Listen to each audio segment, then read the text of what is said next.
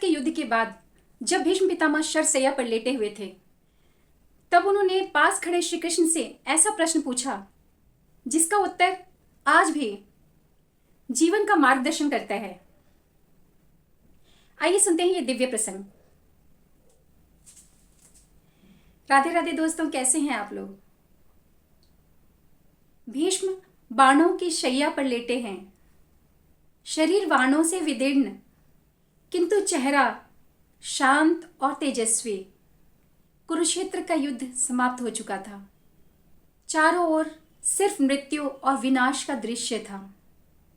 भीष्म पितामह, जिनका जीवन सदैव धर्म और निष्ठा से भरा रहा, वे अब मृत्यु की प्रतीक्षा कर रहे थे। उनका हृदय भारी था क्योंकि उन्होंने जीवन भर धर्म निभाया, परंतु अंत इतना पीड़ादायक क्यों। पांचों पांडव और श्री कृष्ण वहीं शरशैया के पास खड़े हैं। भीष्म पितामह श्री कृष्ण जी की तरफ देखते हैं और भावुक स्वर में उनसे कहते हैं कि हे माधव, मैंने पूरे जीवन निष्ठा से अपने धर्म का पालन किया। अपने वचन को निभाने के लिए मैंने अपना पूरा जीवन अर्पित कर दिया। अपने वचन से और अपने धर्म से कभी विमुख नहीं हुआ। हे माधव, फिर भी मेरा अंत आज इतना कष्टदायक क्यों है। क्या मेरा दोष यही था कि मैंने हस्तिनापुर की गद्दी के साथ निष्ठा निभाई। बताइए माधव, मेरा दोष क्या था।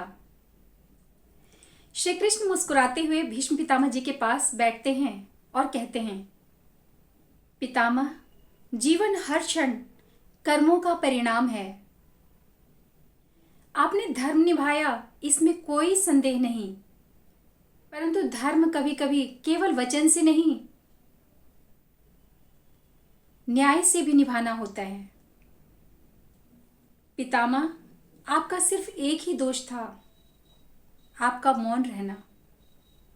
जब द्रौपदी का चीरहरण हुआ, तब आप हस्तिनापुर की मर्यादा के नाम पर मौन रहे। जब कौरवों ने बार बार अन्याय किया, तब भी आपने केवल अपने वचन की मजबूरी का ढाल बनाया। धर्म केवल शस्त्र उठाने में या वचन निभाने में नहीं, बल्कि अन्याय के विरुद्ध खड़े होने में है। फिर श्री कृष्ण थोड़ा रुककर पितामह से बोलते हैं। श्री कृष्ण कहते हैं, पितामह, आपके इन कर्मों से आने वाली पीढ़ियों को शिक्षा मिली है। आप इस धरती पर धर्म के महान प्रहरी के रूप में सदा पूज्य रहेंगे। भीष्म पितामह की आंखों से अश्रु की धारा बह निकली। वे कहते हैं, प्रभु, आपने सही कहा। मौन रहना भी कभी कभी अधर्म का समर्थन बन जाता है। मैंने जीवन भर वचन निभाया, परंतु धर्म के मूल स्वरूप को नहीं जान पाया। आज आपके वचनों से मेरा भ्रम दूर हो गया। भीष्म पितामह श्री कृष्ण को प्रणाम करते हैं और कहते हैं कि हे माधव, अब मैं शांति से अपने प्राणों का त्याग कर सकता हूँ, क्योंकि आज मुझे आपने जीवन का सबसे बड़ा सत्य समझाया है। इस कहानी से हमें ये सीख मिलती है कि कभी मौन रहना भी अधर्म का साथ देना होता है।